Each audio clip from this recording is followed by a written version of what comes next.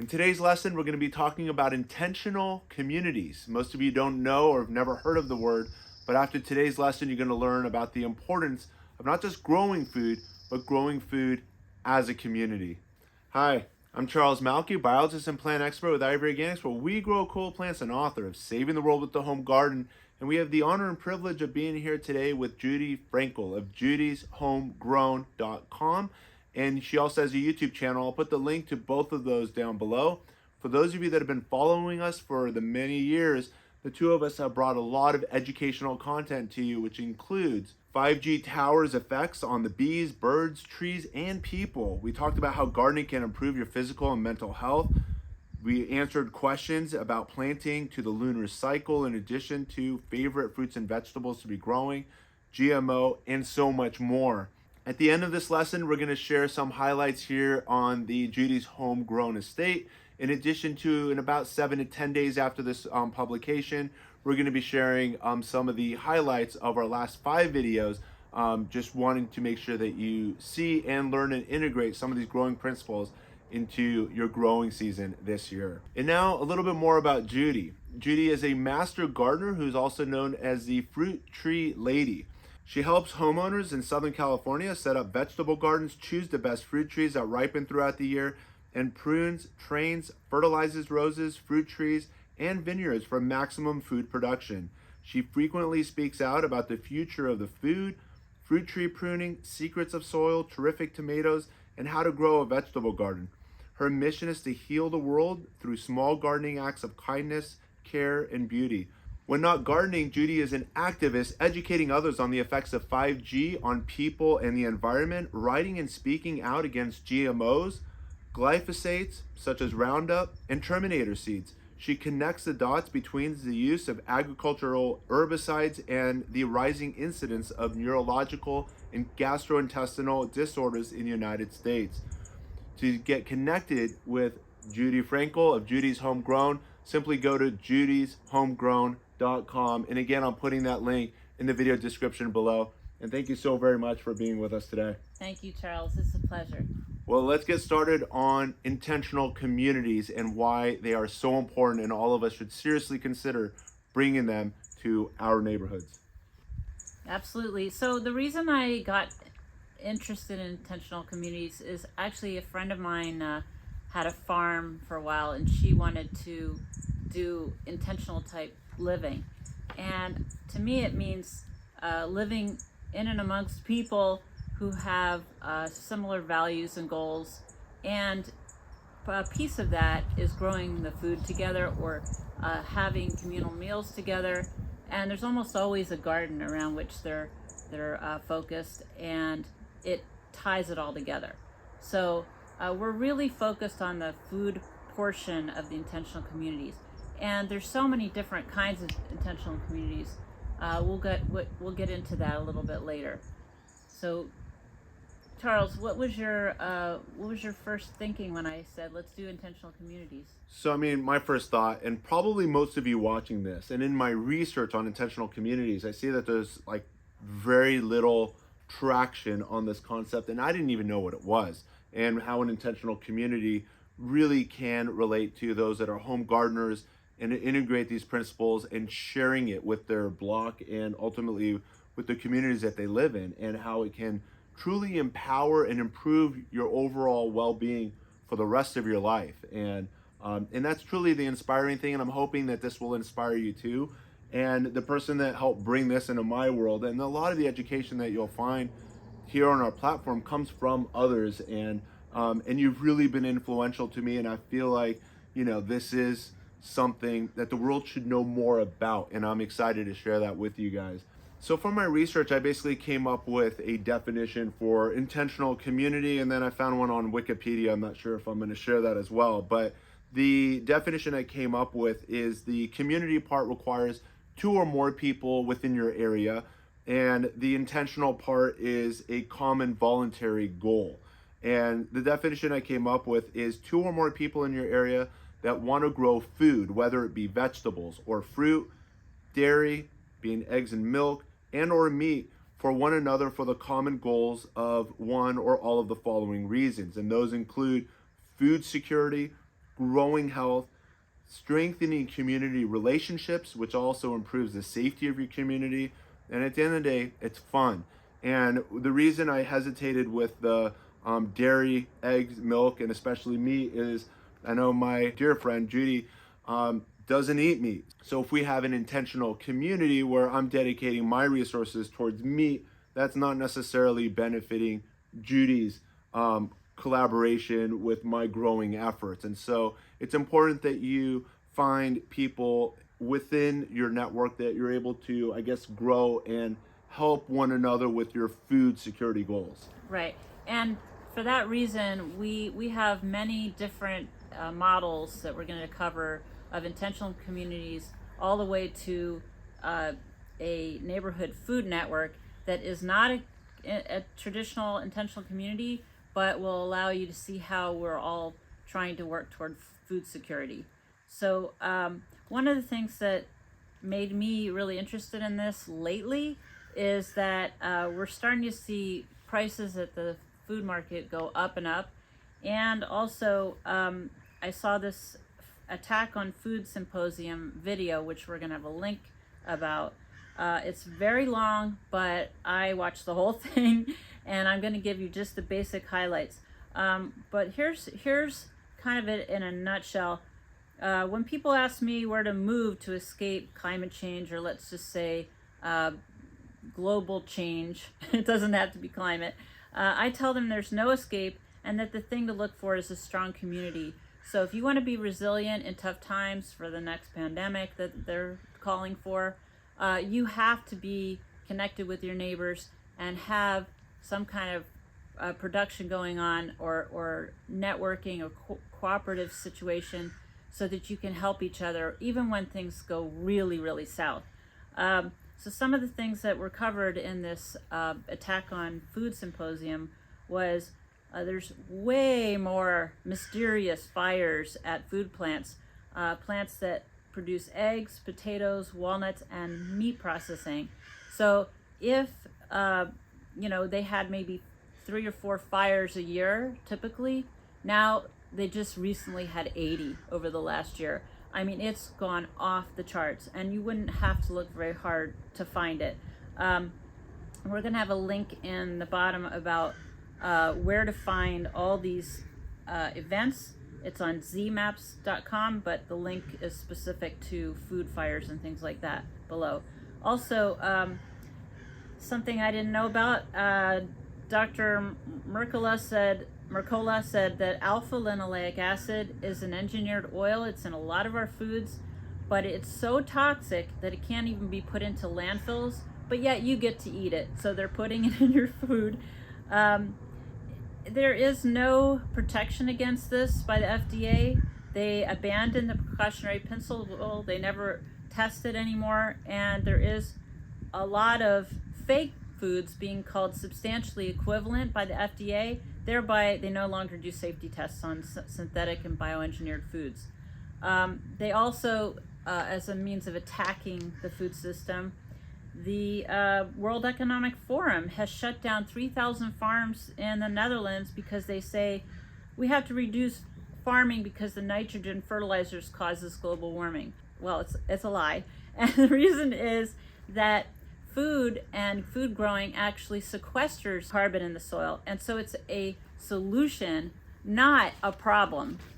This is a global reach by the World Economic Forum to take over farms and basically say, we own the land now. So Judy just mentioned in the Netherlands that they want to cut back on farming to reduce nitrogen outputs that can contribute to global warming and climate change. To bring it to more current events, in just the last week here, in the last 30 days, I wrote, Ireland's government is proposing to slaughter approximately 200,000 cows to satisfy the European Union climate goals. And I'm putting that site below in the video description as well to highlight the fact that, by eliminating 200,000 cows off the planet, you're now taking away from the people living in Ireland milk and dairy, cheeses, as well as meat away from those that live in Ireland. But are they in fact going to stop consuming milk and cheese and meat, or are they now going to import it from foreign surrounding countries, which now they're going to have to, add another 200,000 cows to their inventory to supply Ireland's needs. So the overall global emissions are still the same by Ireland removing 200,000 cows for another country that's now going to basically pick up the slack that Ireland's no longer doing. So the overall impact on the planet remains the same. And so some of these concepts make zero sense, and yet there's a lot of these really bad decisions that are being made in country to country all around the globe. And what's going to be Ireland's loss is going to be another country's benefit, and maybe that's part of the intention of what's going on. But we'll continue on with, I know you've got a lot more stories about what's happening to our food. So still in that attack-on-food-symposium, Ronnie Cummins, who recently passed away, of the Organic Consumers Association, said our government gives $7 billion to subsidize corporate agribusiness, effectively poisoning our soil and growing the worst, most toxic food known to man. So we're actually subsidizing that with our taxpayer dollars. Stephanie Seneff, she's one of the leaders I listen to on glyphosate. She's saying that Roundup reduces plants' ability to sequester carbon. So actually using Roundup, as our agribusiness farms do, is worse for the environment anyway. And then one of the most important things I got out of the highlights on the Attack on the Food System video is Zen Honeycutt comes in at 5 hours and 16 minutes. It's totally worth just watching her portion, because she talks about neighborhood food networks, and it's like, finally, here's a solution. This is how we deal with and become resilient against these fluctuations in food availability. A few more negative points I want to interject, Okay. and hopefully if you've got a couple more, let's all pile them in this part of the discussion so we can get into the positive aspects on how we're all together going to start making changes that are going to improve your life starting today and improve your community's life starting tomorrow. Inflation, we all know, is a real thing. We've seen the cost of food go up across the country and around the world. Secondly, we've seen a lot of foods actually run out. And here we are in Southern California, and I've seen as recently as just a couple months ago, a lot of stores running out of eggs. You couldn't get eggs anywhere. And other issues that we've seen about a year or two ago has been flour. Can't get your hands on any flour. I know you've had other experience getting your hands on other, fresh foods as well. So in the supermarkets, what I noticed is there wasn't enough yeast to rise bread, because people were making a lot of bread at home, and there wasn't enough. Well, the baked good items, they ran out of baking powder. And when in our history have we ever run out of baking powder? And it's not like they're short on supply. It's, they can muck with the delivery, the distribution of the food system, because only a few companies own the distribution of the whole world. And it's really unfortunate that we allowed such it's globalization of the distribution of food, because it makes us less secure.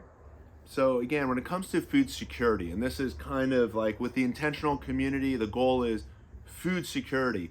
At the end of the day, with food security, what you're going to end up doing is building a community which is going to improve your safety, your network within the community, your happiness, both mental and physical, in addition to growing food. And we're not just talking about food, we're talking about growing health. And another important plug I want to put in is that about 40%, if not more, of the medicines that the doctors rely on are derived of plants. And when you're buying your food from the store, many of us, especially gardeners, have heard of something called a dirty dozen, which means the foods that you should not buy unless you know that in fact they're organic. I'm actually going to quickly read some of these to you, because for some of you it's your first time hearing this. And those dirty dozen foods include your apples and strawberries, grapes, celery, peaches, spinach, bell peppers, nectarines, cucumbers, tomatoes, snap peas, and potatoes. And potatoes, it shows, have pesticides by weight that are higher than any other food. And so these are serious concerns that you should be very mindful of, that when you're eating, and especially when you go to the grocery store and you're cooking your own food, you're thinking you're bringing something that's going to help improve your health when in fact you could be killing it. And you're also buying it from people that are contaminating the planet instead of doing things in a healthy, organic, natural method, the way it was done 50 years ago, less than 100 years ago, and the way it's been for centuries before that. But our practices nowadays have kind of gone like extremely in a very wrong way, especially here in the United States, more so than any other countries on the planet, in regards to what they're allowed to do to food that, again, I know cannot be done to food in Europe, and in my education I've got with growers there, when it relates to GMO and pesticide use in commercial farming. So these are all things to be mindful of and to help steer you in a direction that motivates you to grow more of your own foods and get aligned and network with those that can hopefully give you the resources to obtain the most natural, healthiest, and freshest produce you can get your hands on. You might be interested to know that we only have 5% of the world's population here in the US, and yet we spray 25% of the world's Roundup. And so if you see a lot more people getting Alzheimer's, we're getting really close to explaining the causal relationship between glyphosate and Alzheimer's. So that's a good reason right there to stop eating things that are sprayed with Roundup right before harvest, which are wheat, flax, oats, chickpeas. These are foods that are sprayed with Roundup right before they're eaten. So you're getting a really strong dose of it, unless you eat organic. So you mentioned Alzheimer's. Something you've educated me on in the last week is the causal relationship between glyphosates and autism in children, and a third one which everybody now knows because it's on the news like 100 times a day, is the relationship between glyphosates, which again is one of the main ingredients in Roundup, and cancer. So these are three main reasons that you should be very cautious of the foods that you're putting in your body, and it's in your grocery store and very readily available to be consumed, and going to have detrimental effects on your health, if not today or tomorrow, maybe next year, maybe 10 years from now. But you're putting things in your body that are not healthy for you when you think that in fact that they are. So we've just talked about inflation, how the cost of food has dramatically gone up in the last few years. We've discussed food shortages. We've all seen some of our favorite ingredients fall off the shelf. And last and kind of most important is a lot of the foods that you're picking up at the grocery store are not good for you. Aside from the pesticides that have been used in the production of those foods, the other thing too is that they're not fresh. Most foods have been picked several days, if not several weeks ago, and from the time that they're harvested, they're dying. There's nothing that compares to fresh picked produce and fruits and eggs and dairy that you can get your hands on compared to what's available at your local market. With that being said, let's delve deeper into the types of intentional communities. So you essentially, if you do an intentional community, you have to find like-minded people. Sometimes an architect is invoked in the very beginning, and they're planning this out over time, so it's not something you just jump into. But the types are co-housing, and there are already there's an example of a really good co-housing intentional community that we're going to put a link in the bottom about the CambridgeCohousing.org. They have 70 people, 41 units in their Townhome Homeowners Association, and what they've done is they've overlaid an intentional community kind of like cooperative agreement amongst all the homeowners. So you own your own property, you have your privacy, but you eat together, you garden together, you take care of the common spaces together, and of course, there's got to be some governance involved. So with intentional community, there is sort of a government overlay, and there's many types of intentional communities. The co-housing is the most common, I think, in some ways the most successful, but there are eco-villages where people have a similar goal of becoming more ecologically sustainable. I don't like the word sustainable that much because they've co-opted it, and it doesn't mean what it used to mean. Now regenerative is a better word. There's housing co-ops, members that live in communal and self-governing housing, often in a form of student housing. There's shared housing, where unrelated people share housing for mutual benefit. Co-living, it's almost like having roommates, but you have more than just living in your own room separate. They, might eat together. And there's a whole bunch of other types of structures, but I really like this one called agrihood. It's like a neighborhood, but centered around agriculture. They also call them agri-villages. These are larger communities with lots of households, but they encompass a farm or a large community garden area for people to connect and to share their food. And I could see this being more and more a structure for intentional communities that are planned ahead. Or if your community or your homeowner association has some land somewhere that they identify and they can get their hands on, they could turn that into the part of the agri-village.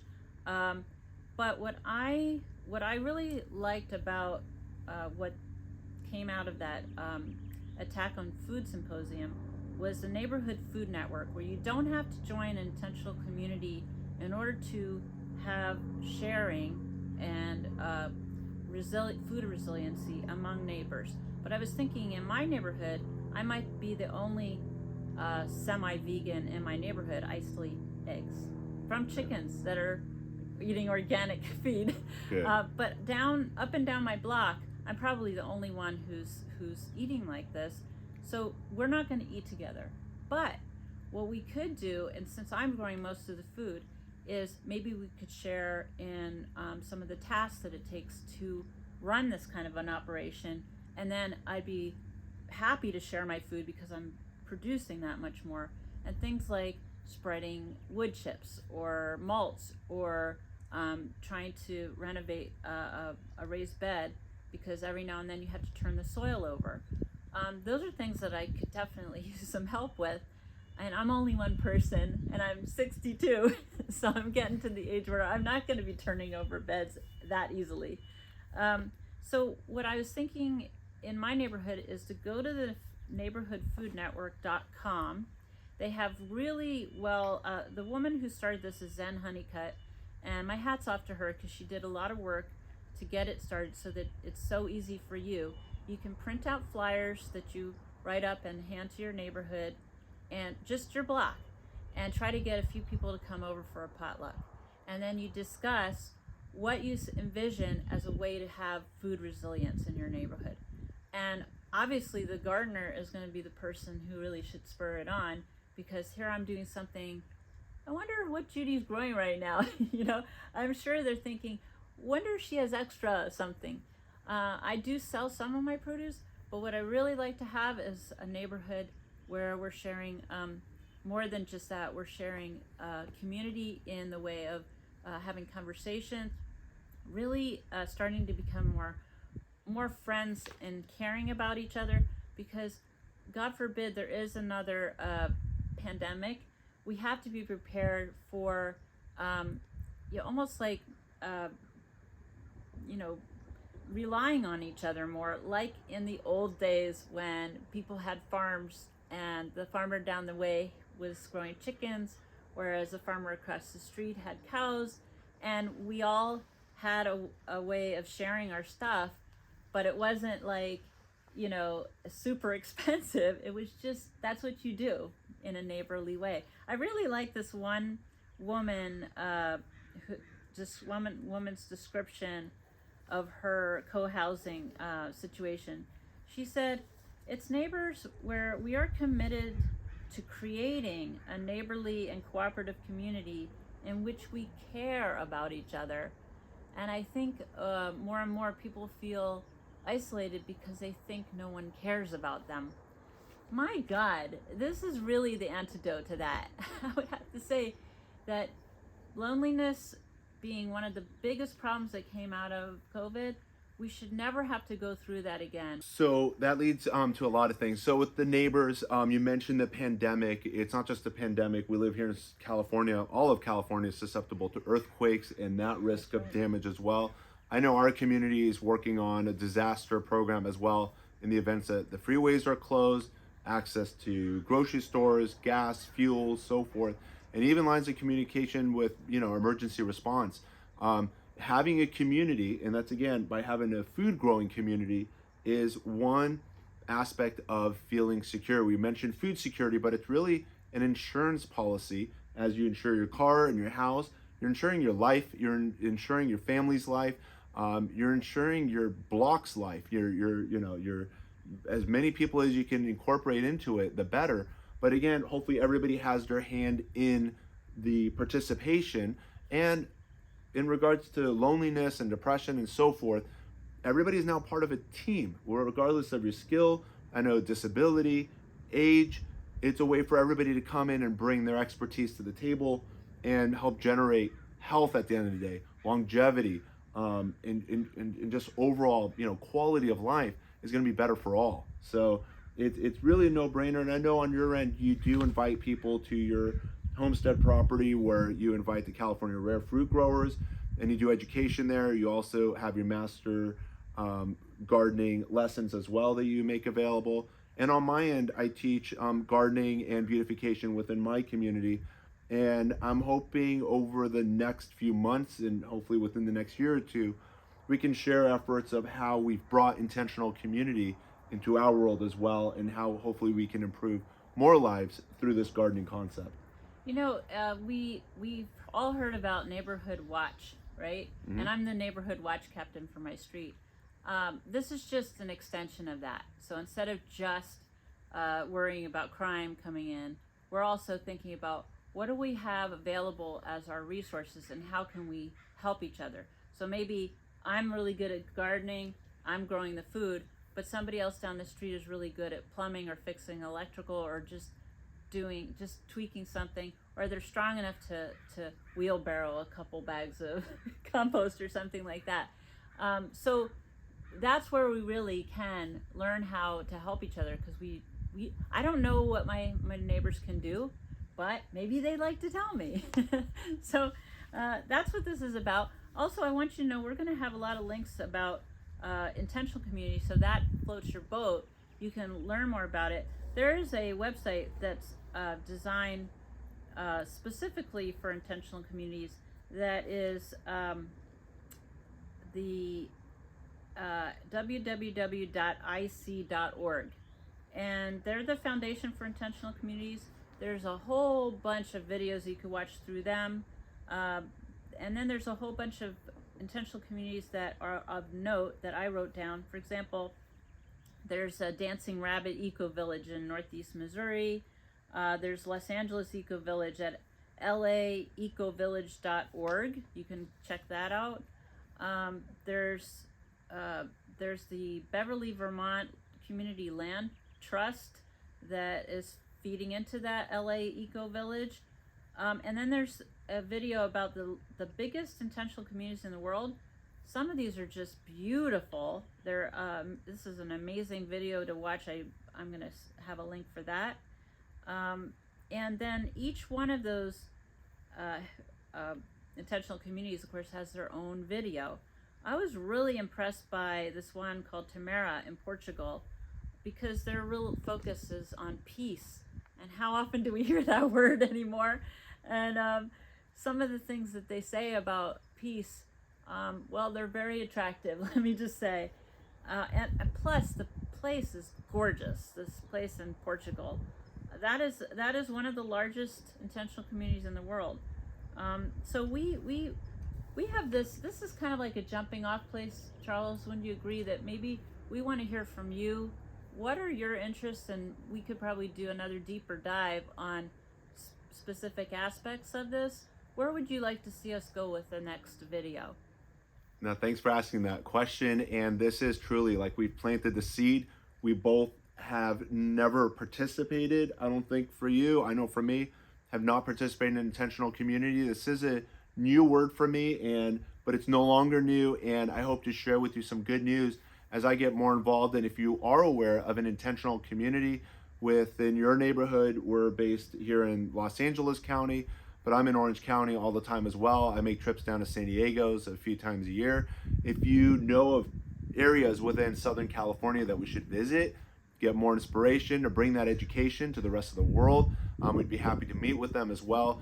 And if you're aware of any real estate as well that would be ideal for an intentional community, then maybe the two of us can help, plant these ideas of seeds there and to help maybe bring those communities together. We'd both be interested in learning more. You've got the contact for Judy at judyshomegrown.com. I'm putting all of the links, and Judy spent many hours in preparation for the minutes of education we're bringing you here today. A lot of the links and supporting facts that we brought to you are in the video description as well below. In addition to, if you want to reach out to me, you can always reach me at info@ivorganics.com. And I'd love to hear from you, as well as write us in the comments below any of your general ideas or thoughts or suggestions, or as Judy mentioned, additional topics we should be expanding upon, links to your favorite intentional communities or concepts that we should continue to integrate into our education as we continue to grow this very important concept to help get us off of two things. One, our reliance on the government, and two is relying on these national and international food distributors, and instead relying on the food that's in our backyard, both literally in your backyard or maybe in your neighbor's backyard. We can bring these together, and it'll take away your dependence on these very unreliable and not so healthy sources of food. And that's the value that we're hoping that today we brought to you, hopefully for the first time.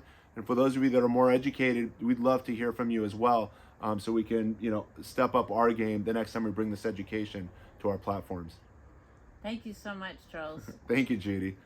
Oh, so Charles, before you go, you have to see this avocado tree. Yeah. It is exploding with new growth, and it's one of the trees that I specifically just use IV Organics fertilizer on. So that's awesome. You'll have to see the results. Well, let's check it out. Okay. Check out this Hass avocado tree. It's so beautiful. And Charles was here when this thing was burned up by the weather. It was just decimated by some hot weather, and maybe I didn't get out here fast enough to water it. Anyway, it's doing amazing. And part of that is IV Organics. It has no deficiencies anywhere.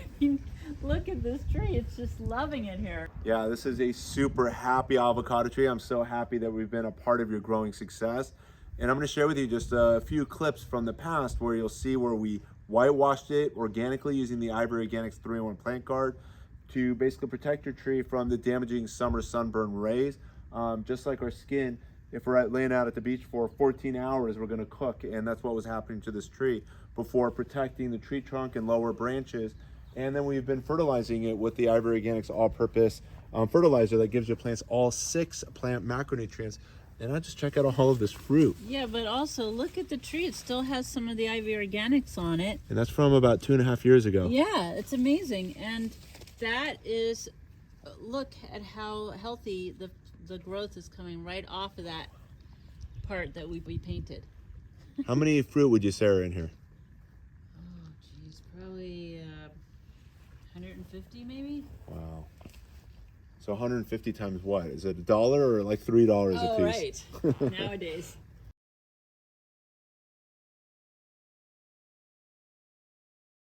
So we just spent a few minutes walking around Judy's homegrown estate, and we've got our hands on some Hass avocados, some Reed avocados, sugar snap peas, broccoli, lemons, limes, oranges, and so much more to go.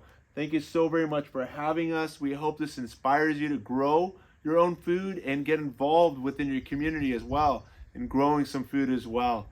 As always, if you found this lesson informative and educational, give us that thumbs up.